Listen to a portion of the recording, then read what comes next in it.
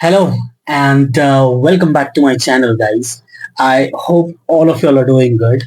So आज हम लोग बात करेंगे पीएफ अमाउंट कैसे ट्रांसफर करते हैं। सो बेसिकली अगर आपने मल्टीपल कंपनीज में काम किया है तो वो सारे मल्टीपल कंपनीज का जो भी पैसा है पीएफ अकाउंट में वो आप कैसे ट्रांसफर करके अपने करंट कंपनी के पीएफ अकाउंट में ला सकते हो एंड फिर उसको आप क्लेम करके आपके बैंक अकाउंट में ट्रांसफर करवा सकते हो।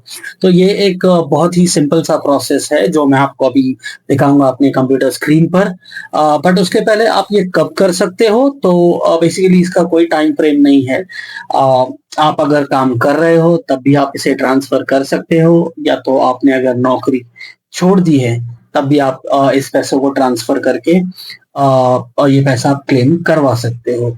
सो विदाउट वेस्टिंग टाइम चलो चलते हैं अपने कंप्यूटर स्क्रीन पर। तो जैसे ही आप आपके कंप्यूटर स्क्रीन पर आते हो, आप गूगल में आपको बस यूएएन लॉगिन टाइप करना है। UAN login.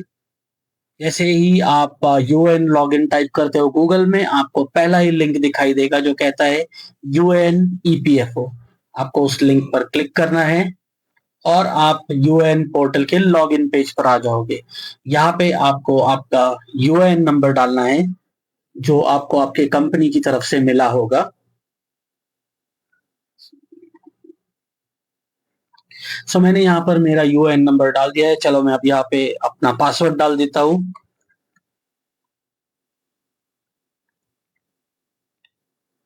जैसे ही मैं साइन इन पे क्लिक करता हूँ, आपको एक ओटीपी मांगा जाएगा। जो ओटीपी आपको आपके रजिस्टर्ड मोबाइल नंबर पे आएगा। ये कौन सा नंबर है? जो आपके आधार कार्ड से लिंक्ड है। तो चलो मुझे ओटीपी आ गया है एंड मैं ओटीपी डाल देता हूँ।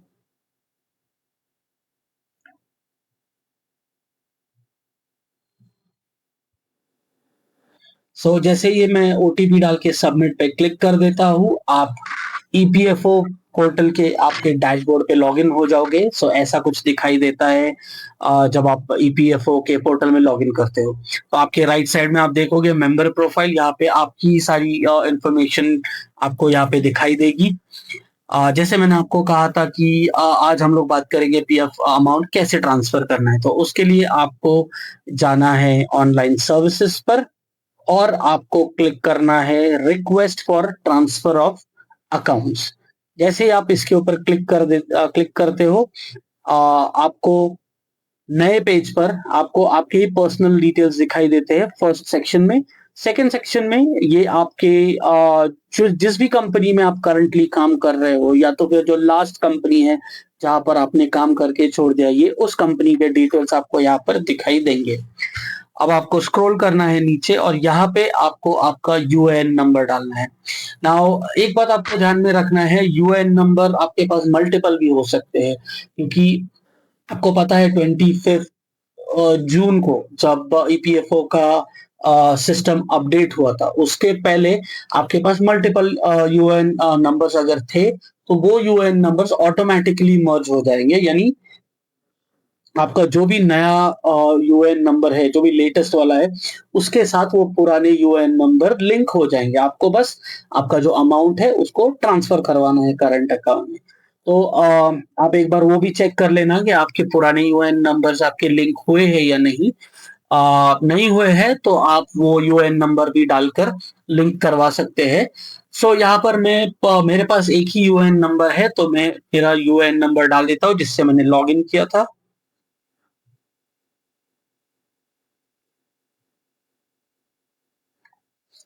जैसे ही मैं यूएएन नंबर डाल के यहाँ पे गेट डिटेल्स पे क्लिक करता हूँ, आप देखिए यहाँ पर ये कहता है सिलेक्ट मेंबर आईडी।